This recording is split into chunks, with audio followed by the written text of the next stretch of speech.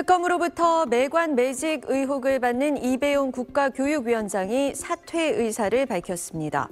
이 위원장은 입장문을 통해 국가교육위원장을 사임하고자 한다면서 이 같은 상황이 발생한 것에 대해 송구스럽게 생각한다고 말했습니다. 또 언론 보도 내용의 사실 여부는 조사 과정에서 성실히 소명하겠다고 덧붙였습니다. 김건희 여사에게 $10돈짜리 금거북이를 건넨 의혹을 받는 이 위원장은 지난달 28일 민중기 특별검사팀의 압수수색을 받았고 다음 날 국무회의에 나오지 않은 채 현재 연가를 낸 상태입니다. 김건희 특검팀은 어제 이배용 국가교육위원장이 김 여사 측에 금거북이를 건넸다고 보고 이 위원장 자택을 압수수색했습니다. 특검은 금거북이의 유통 경로 등을 추적한 결과 이 위원장이 김 여사 측에 건넨 걸로 의심할 만한 정황을 포착한 것으로 알려졌습니다. 특검은 금거북이와 국가교육위원장 임명 과정이 연관이 있는지 수사하고 있습니다. 김 여사 변호인은 처음 듣는 이야기라며 구속된 김 여사를 상대로 오늘 정확한 내용을 확인할 예정이라고 밝혔습니다. 지난 2022년 9월 국가교육위원회 초대위원장으로 임명된 이배용 위원장은 김 여사에게 목걸이 등을 건넸다고 자수한 이봉관 서희건설 회장이 회장으로 있는 국가조찬기도회 부회장직도 맡고 있습니다. 한편 김건희 특검은 이봉관 서희건설 회장 사위 박성근 전 국무총리 비서실장의 자택도 압수수색했습니다.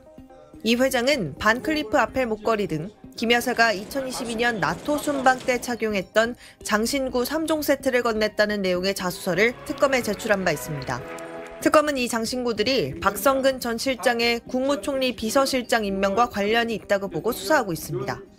또 2022년 9월 김 여사에게 고가 시계를 사줬다고 진술한 사업가 서상빈 씨 자택 등도 압수수색했습니다.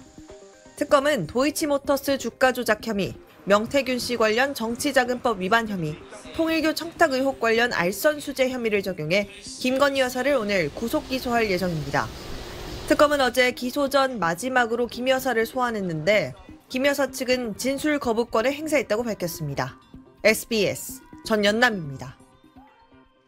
김건희 특검팀은 지난달 말 김 여사 모친 사무실을 압수수색하는 과정에서 이배용 국가교육위원장이 작성한 걸로 보이는 대통령 당선 축하 메모와 함께 금거북이를 발견했습니다. 특검팀은 서희건설 측이 2022년 대선 직후 김 여사에게 건넨 이른바 나토 3종 귀금속처럼 금거북이도 비슷한 시점에 건네졌고 이후 공직 임명 청탁의 대가가 아닌지 의심하고 있습니다.